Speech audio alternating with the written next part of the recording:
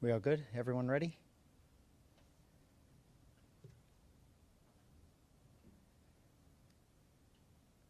Good afternoon.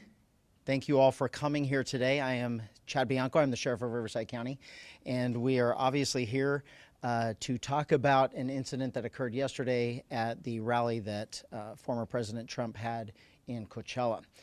There has been a lot of media stir beginning last night with social media and further on today about the arrest, and so I am here to give you as much information as I can. I will answer all of the questions that you have.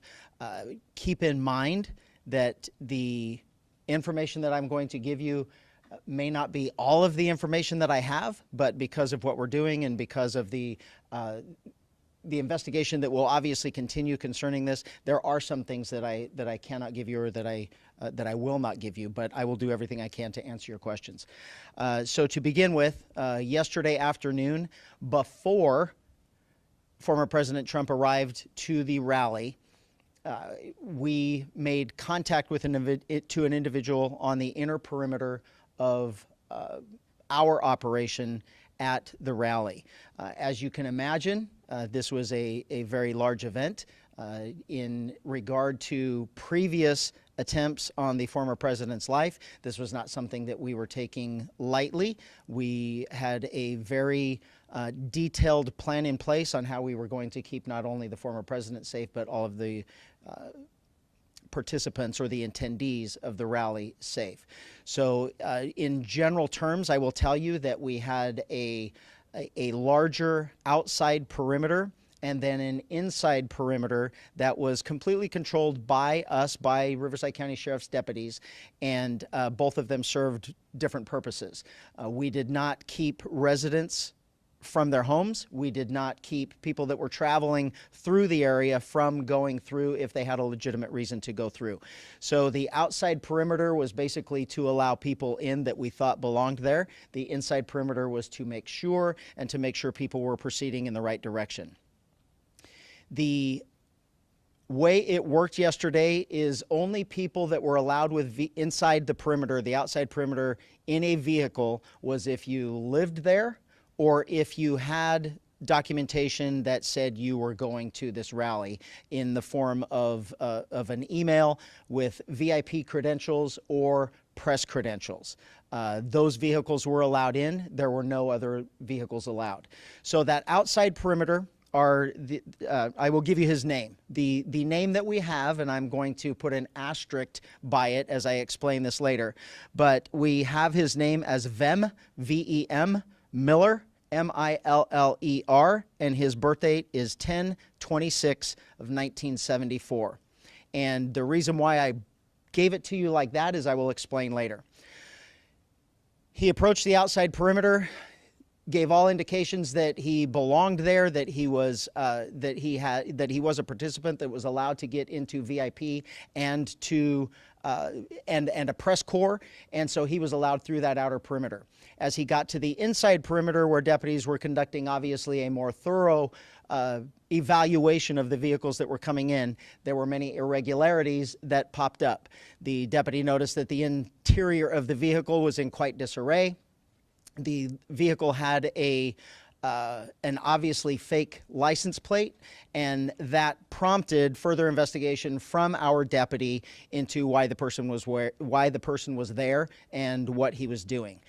During that investigation, the deputy eventually found multiple passports with multiple names, multiple driver's license with different names. The vehicle was unregistered, and the license plate was what we in law enforcement would recognize as one that is homemade and indicative of a group of individuals that claim to be sovereign citizens, and assuming the deputy assumes that he was part of that identifying group. So during the investigation, obviously those identification documents were found, in addition to a loaded handgun and a shotgun. Obviously, this was before the former president arrived. The person was taken into custody. He was eventually booked into jail on those charges, and eventually He was released. He will have to further his court case is in the future.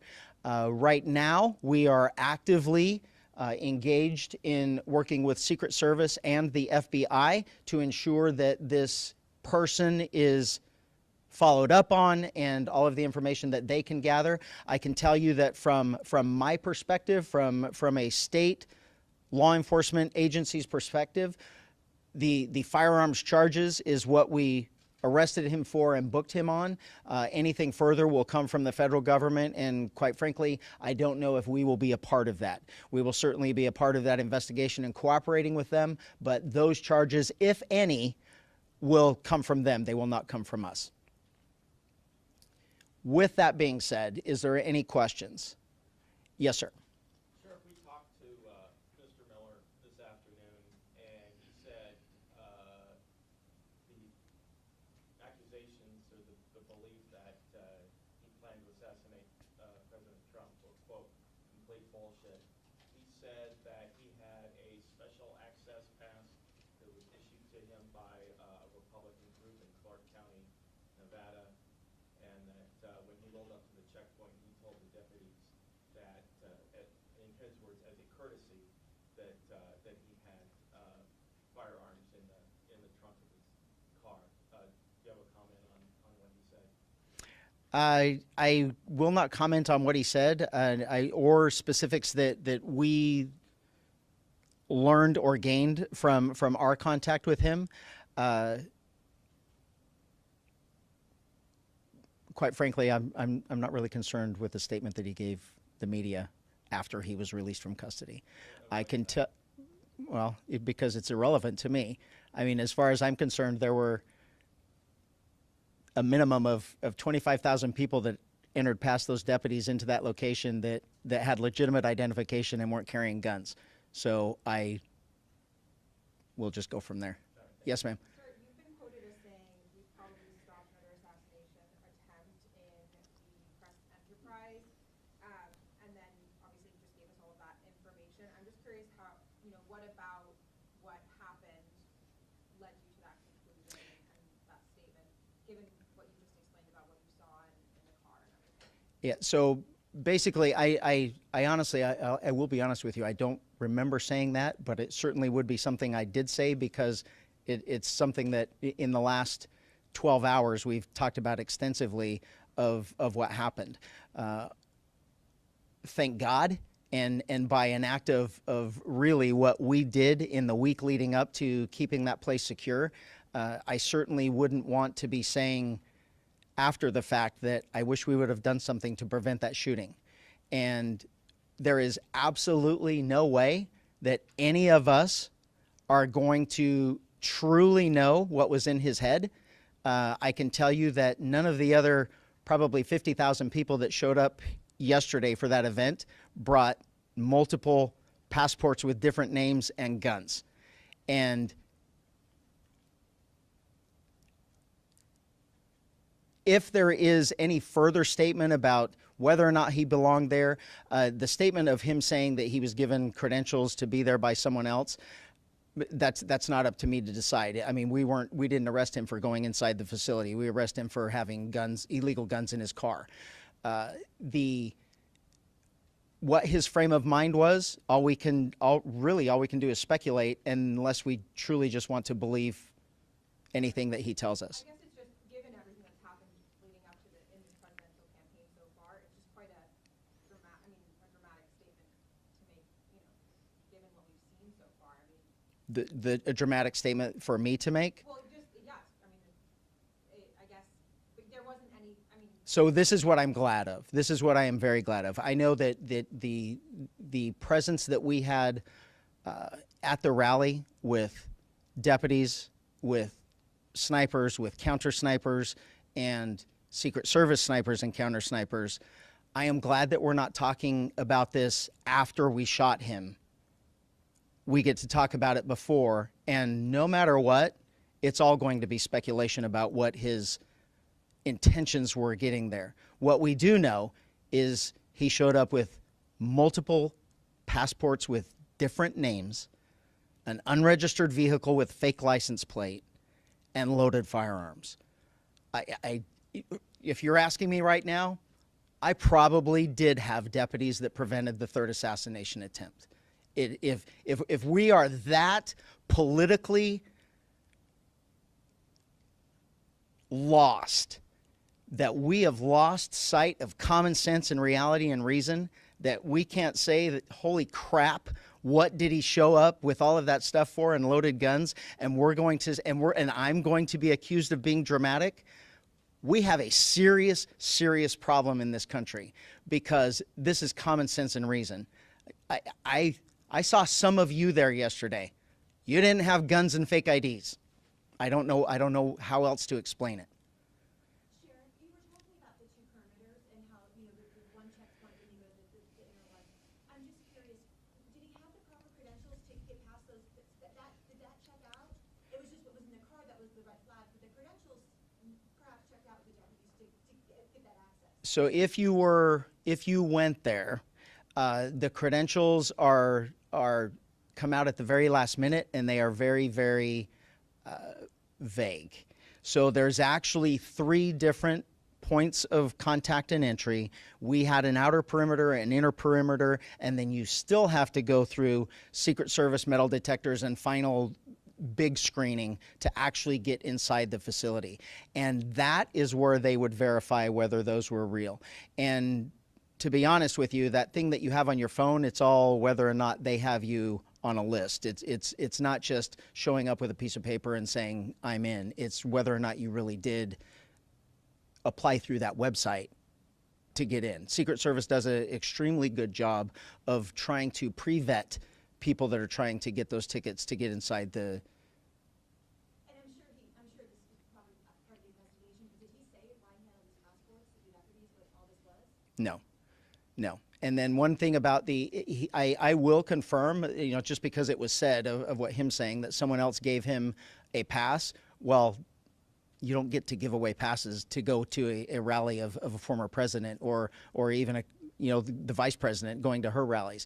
We don't get to share those things. I can't share it with my spouse, let alone with friends. So all of those things are red flags for us going in. None of those things made sense.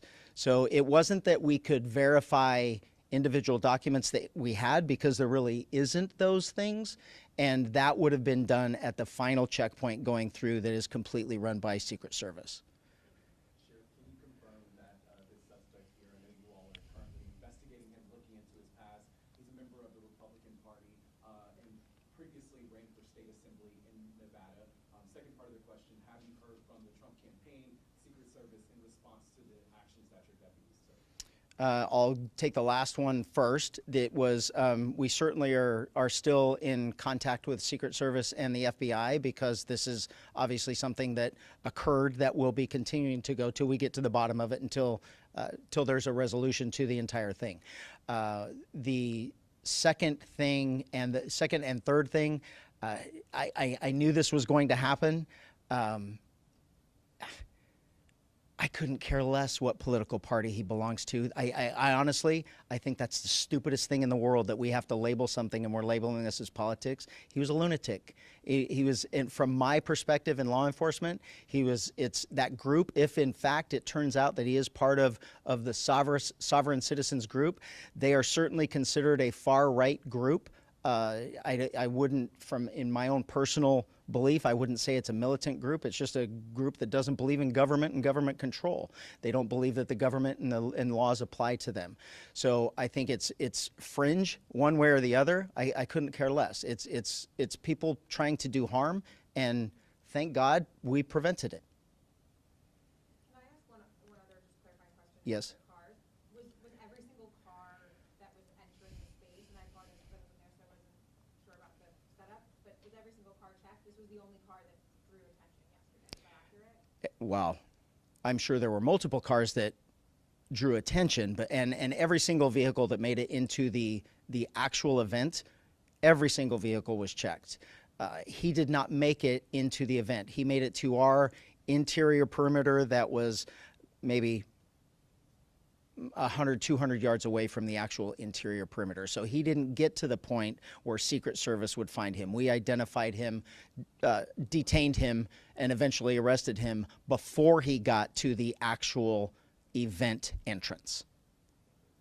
And that was about 100 to 200 yards before the entrance. Please don't quote me on that, but yes. I mean, I think it's roughly, as I'm trying to imagine the entrance and where he was, I think it's about a quarter of a mile, 250 yards, maybe. I'm not 100% sure. President Trump mentioned you and your family there during the rally. How close were you sitting to him, and who other, you don't have to name them by name, but did you have other family members with you? I did have my family members there, and we were lucky enough and gracious enough to have VIP seating, so we were relatively close. About how far would you think? How far away was I from him? Right. 40 yards. Just thinking back to what might have happened, do you feel concerned for your safety or your family's safety now?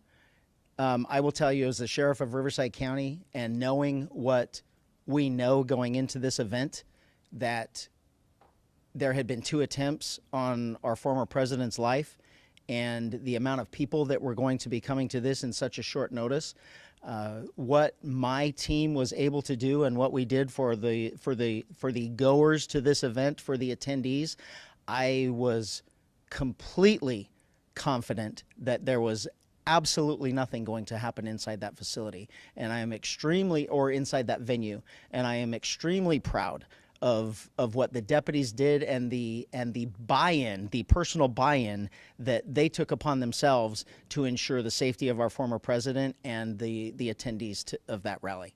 I was not concerned for myself at any point. Even after the fact, knowing that this guy was there? It was our intent to make sure that there was an outside perimeter and an inside perimeter, that no one that did not belong there, that intended to do him harm or anyone else harm, would be allowed inside that event. And we did exactly what we had hoped for. And in hindsight, looking back, the planning that my team did and the actions of my deputies into this is exactly what we had hoped for. And we know that we prevented something bad from happening, and it's irrelevant what that bad was going to be. Were there any adjustments to security after the discovery was made, especially with so many people leaving this large-scale event and the traffic backups and everything? Did you guys readjust what you were doing in terms of security? No, I will tell you that when I was told that we had made an arrest and the brief particulars of what the arrest was, what it involved, I really, my first thought was, we did everything right. It worked. I was told where it was. I knew it was an outside perimeter, and I was not concerned at all. I was not concerned for anyone else's safety. I knew that the precautions that we put in, the measures that we put in, did exactly what they were supposed to do. The other part of your question, the aftermath, the people leaving, I cannot tell you. I've been told way too many times today and in the middle of the night that it didn't go very smoothly. There was a lot of people trying to leave at the same time, and logistically, it wasn't conducive to going smoothly. And as far as we know, there were no injuries, there were no incidents, there was no neighbors called to complain or anything like that. And as far as I know, everyone made it home safely. So 2 different questions there, or parts to it, but we did not do anything different. I will say, I take that back. We did. There were a lot of people that have complained or that have said or wondered why there are deputies in riot gear. We had deputies that were off-site that were ready for something, to respond to something should something happen, and they were never intended to come inside the facility unless that happened. Afterward, when everything was over and it was obvious there were problems with people leaving, with people trying to get over fences and those types of issues, we did bring those deputies in just as extra help in funneling people out. There was never any, the only odd part about that was they were prepared all day in their riot gear, if you want to call it that, and that's how they showed up. It was, I mean, we got them there as quick as they could. There was never any. We certainly didn't treat it like a riot situation. It wasn't. Everyone was very orderly in their efforts to leave, and we just ensured that no one got hurt or everyone stayed out of the street, stay on the sides, and everything was orderly. But other than that, everything was fine. And as we went throughout the day yesterday, we didn't change anything. Sheriff, can I ask you a question? How many guns were found? How much ammunition was found? What charges were filed? When is the arraignment? Anything else related to it? There were 2 guns and multiple boxes of ammunition for both. There was a handgun and a shotgun. And he was cited for the gun. They were unregistered firearms. So he was cited for the unregistered loaded firearms in a vehicle. And he was, those are state crimes, and he was released on those crimes. He was booked into jail and released with a promise to appear at a future date in court. And I'm sorry, I don't know what that date is. I'm sure on our Jim's information, it will show when his next court date is.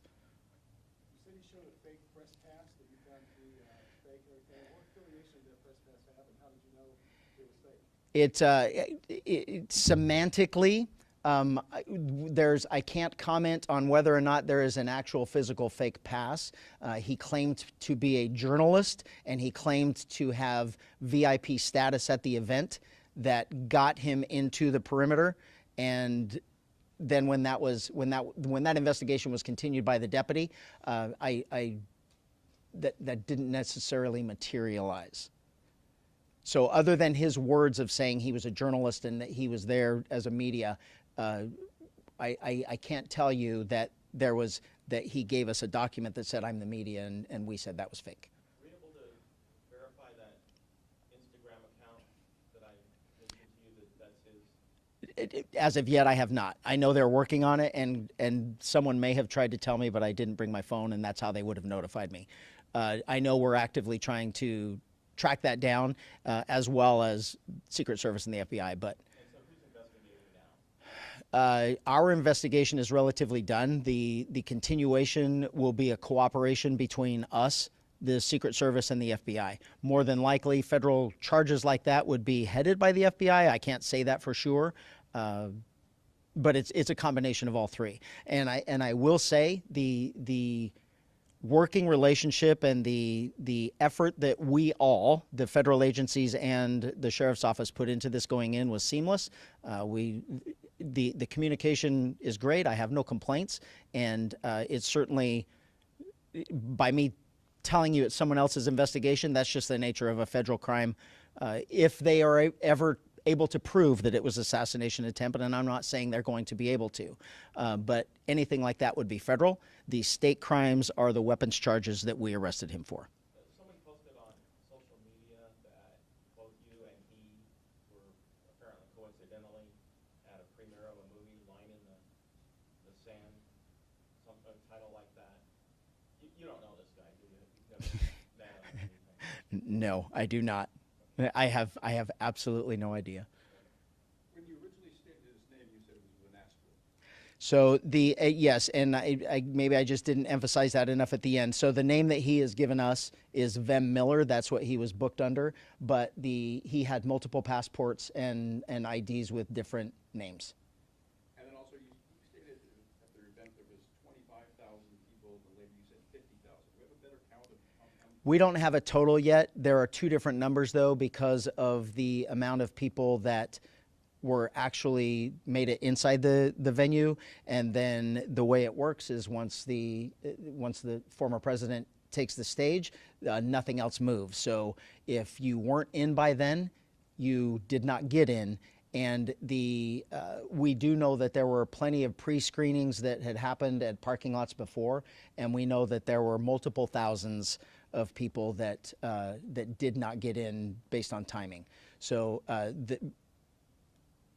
we have an idea of how many people were inside and outside, and we don't have an exact number. But that's the reason why I would have said two different things. You talked about this group, Sovereign citizens. It's a I don't know any in a law enforcement world. That's what we call them. That's what they call themselves, sovereign citizens, and it's just a political belief, if you will, that that government rules and laws and everything else that goes along with it doesn't apply to them.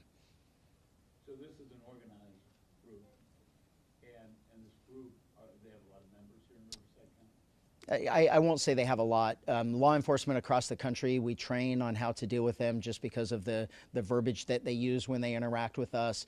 They believe that they're not necessarily toward us violent or confrontational, but it's obvious they don't ever want to answer our questions. They don't believe they need driver's licenses. They don't believe, and this vehicle goes along with it. They don't register their vehicles.